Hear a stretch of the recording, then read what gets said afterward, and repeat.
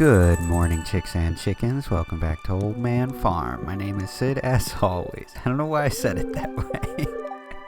Well, the spirits are in good humor, and so am I.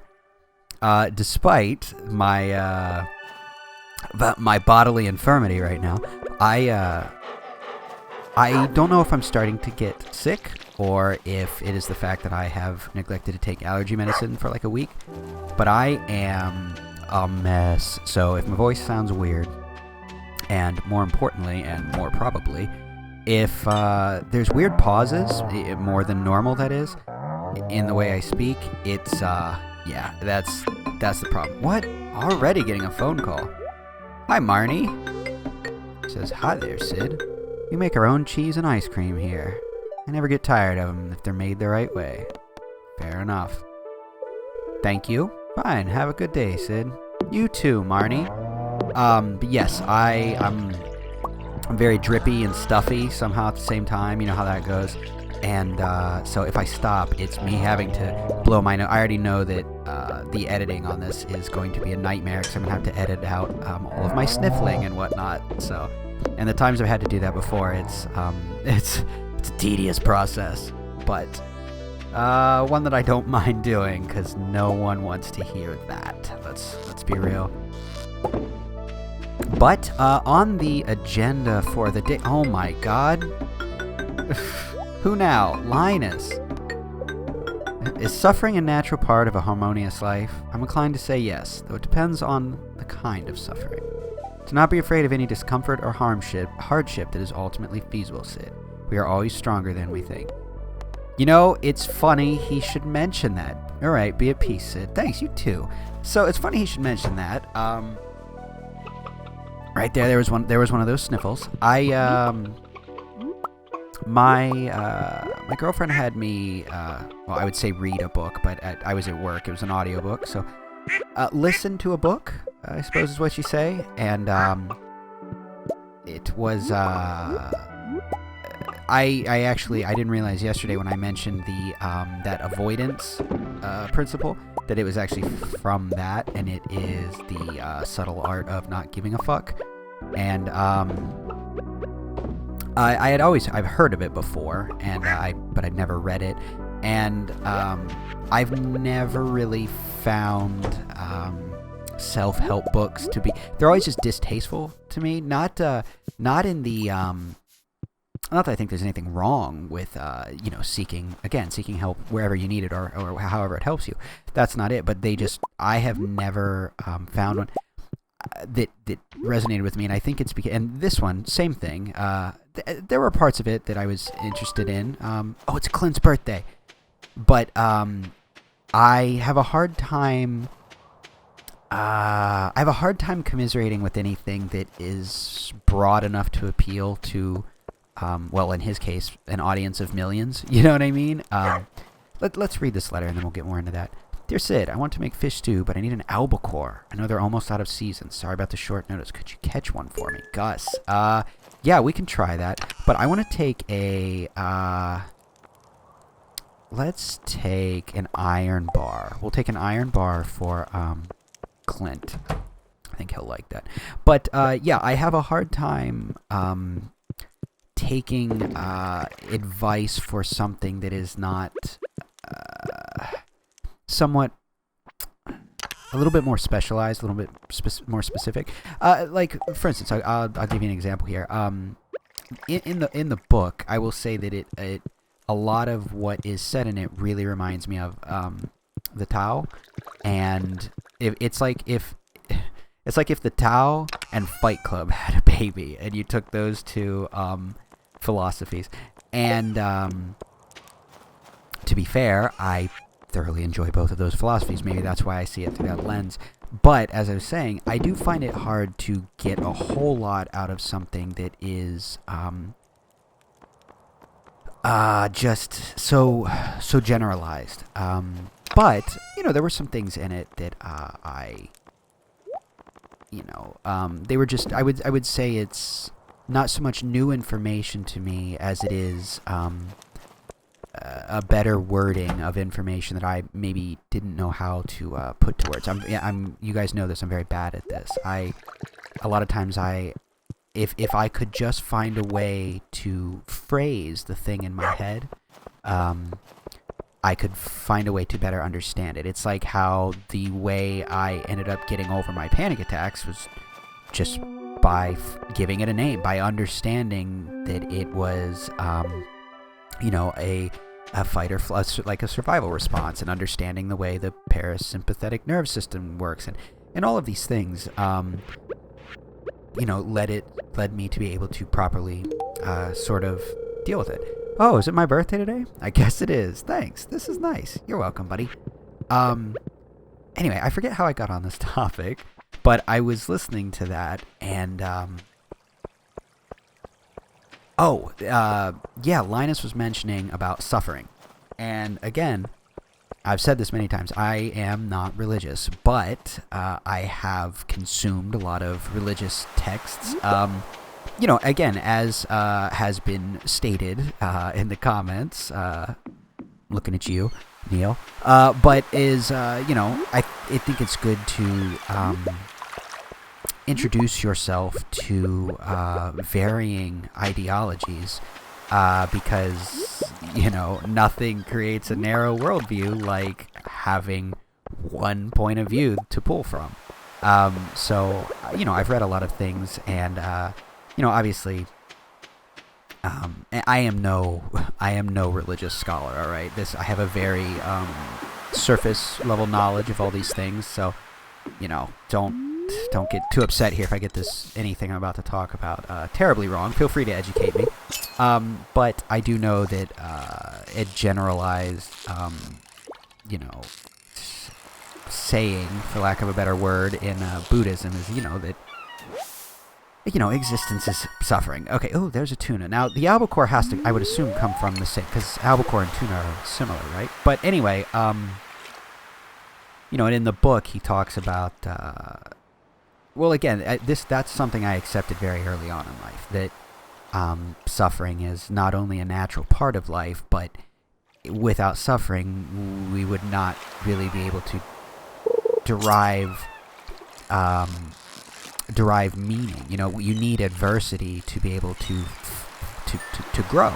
So I thought that was it. I tend to not, or at least rather, I think of myself as someone that tends to not shy away from adversity.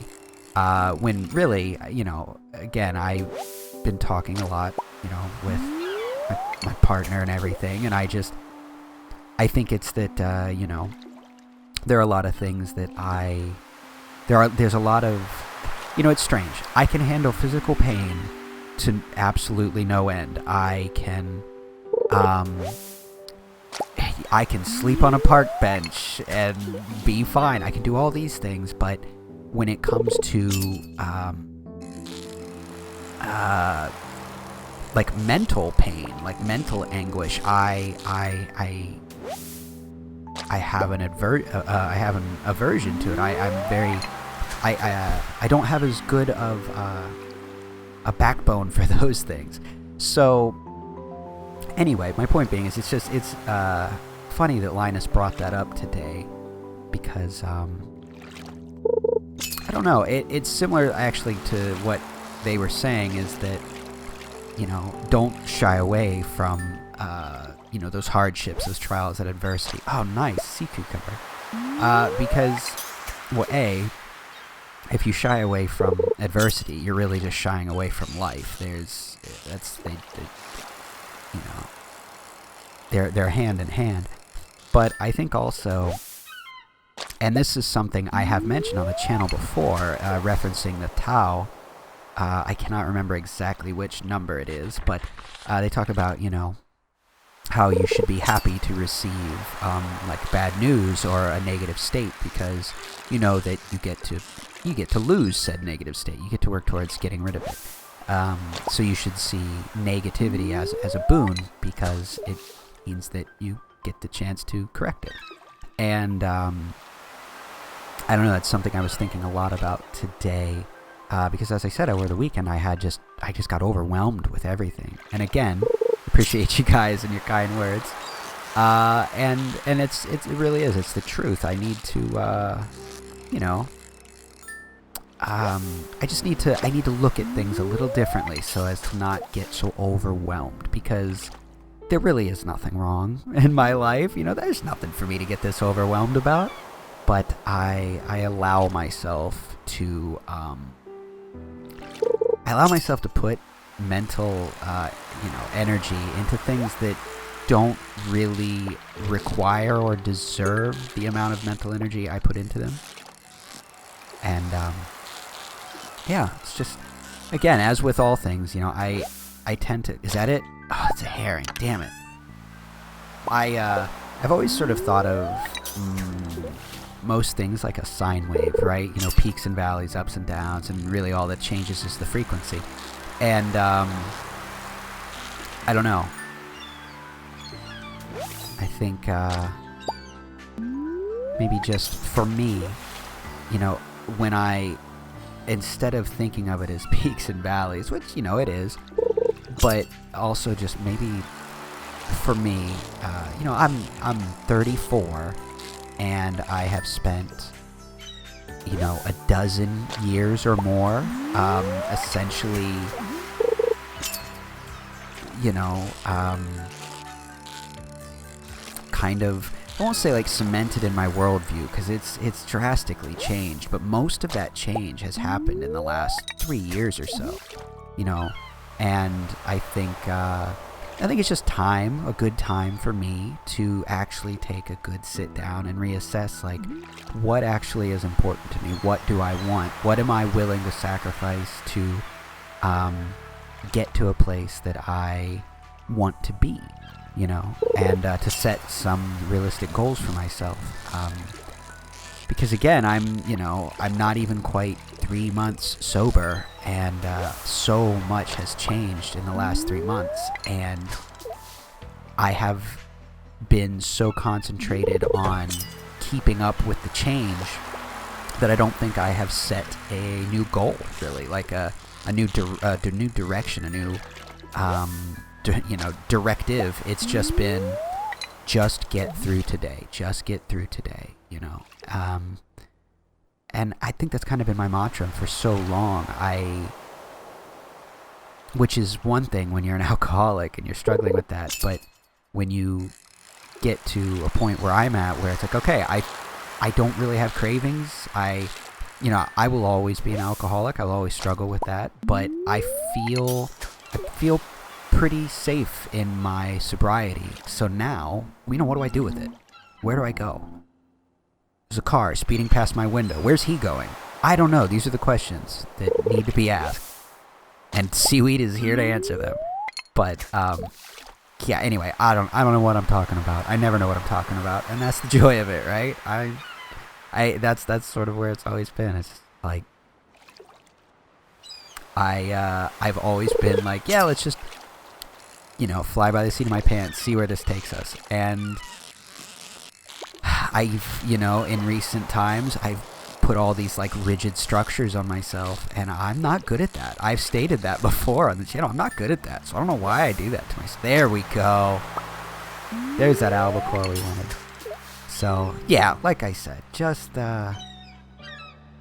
trying to relax a bit and not put all this undue pressure on me. Or rather, I should say, change the pressure that I am putting on myself, you know? Because I like the pressure. I like knowing that I'm working towards something. But I think I just need to take a second and assess, what is that thing I'm working towards, you know? Is it worth the amount of stress I put myself under? So anyway, all of that aside, that was long, and I apologize. But while you're watching this, I will be in the theater watching Barbie. I will have already watched Oppenheimer. My mouth will be raw from the amount of popcorn I have eaten. And I'll probably have smuggled in some bottled water, because I am not about to pay those ridiculous prices. Ah, crap. What can we dump? Let's get rid of this winter root. We don't really need that. And you know, I'm gonna go ahead and call that then. I'm gonna take that as a sign we're done here because our inventory is full. Let's run this squid. Excuse me, not the squid. We'll run this albacore up to Gus, and then I think we'll head on home and we'll sort through the last few eggs, collect up our cheese, you know, all those good things. I want to make sure. Make sure that was for Gus. Yes. Okay. Wow, everybody's here, and everybody loves cloth. Here you go, Gus. What's that? Something smells like albacore. Ah, you brought it. Thanks a million. You're welcome, buddy. Let's see. Who do we talk to? Andy. It's over darn freezing today. Stay warm, farmer. Here's some cheese. It ain't that bad. Thank you kindly for the gift. You're welcome, my friend. William. This is great. If only me old pappy was around, he'd go nuts for this. We see Sophia. That's a rarity. For me? Thank you so much. You're welcome. I try to be social every so often. No better place than the saloon. That is true. I'll definitely be going to the saloon tonight. Well, you're already at the saloon, my dude. Here, have an egg. This is great. Thanks. You're welcome. Who are you? Oh, Pierre. Okay. Let's go ahead and let's give a cheese to Pam. Actually, we're going to give one to... No, I am going to give it to Pam. Apparently, we're going to take a seat. There you go, Pam. You did good with this one, kid. Thanks. I think that's enough socializing. Yeah, Sophia agrees. Here, we'll mock walk home with her. Oh, wait, no, she's going to take a different route. Never mind. We'll just head home. Charlie Brown music plays. But that's okay. Okay, I'm going to blow my nose. I'll be right back with you guys. Oh, boy. Okay. Those are getting worse and worse. Now I feel like I'm going to sneeze. Oh, God. Here it comes. Oh, boy. I'm sorry. This is, I've been on allergy meds for so long. This is, my allergies have not been this bad in years. So, I'm really struggling over here. But I have to... Oh, that's the other thing. I forgot to take my... Or rather, I forgot to go to the pharmacy and get more of my my blood pressure medication. So I haven't had that this morning or tonight. I have to get that in the morning. And they open right before the movie starts. It's a nightmare. This is... I'm not just forgetful in the game. I am also forgetful in real life. I just can never manage to remember to do important things like get my heart medication.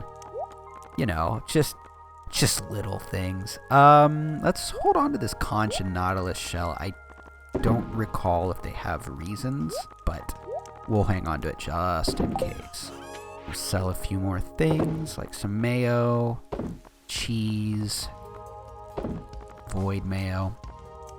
Now, let's check, because I'm not sure which fish we are taking or not. There's not a sea cucumber up there, so we'll drop one of those. There's a herring. I'm 90% sure we've already put in a red mullet, but we may as well drop one in. Doesn't hurt. What about a tuna? I don't know. Whoa. We have a midnight squid, but not a normal squid. Okay, we'll do that. We should really do that tomorrow. Maybe that's what I'll do while we talk about the movies tomorrow. We will go to the aquarium. It has been weeks, but you know, I figure that's okay. We needed to amass a few before we went anyway. No big deal, no big deal. Oh, you know what I'm gonna do though? We have this axe decoration. Let's prop this up, like say maybe against this tree. Can we not? Can't put it up outside? Oh, that's kind of bogus. Can we lean it against our house? No. Okay, I don't like that. Not a fan. We'll go over here and I'm gonna actually, yeah, we'll put that in this chest over here. We used this for the Grange display, but I don't think it's terribly, oh, we already have some decorations in there. Perfect. Okay. Go ahead and check the weather. Gonna snow. All good. Say goodnight to Ollie and Poke and Monroe and Jeff for once, not in bed with us. But okay, sorry I got on a weird ramble today. Tomorrow will be some nice movie reviews. I don't know what to think yet, obviously. I'm going in pretty much blind, but I'm excited to do so. But yeah. As always, I appreciate you guys being here. And, yeah. Be good to each other. I will talk to you tomorrow. Good night.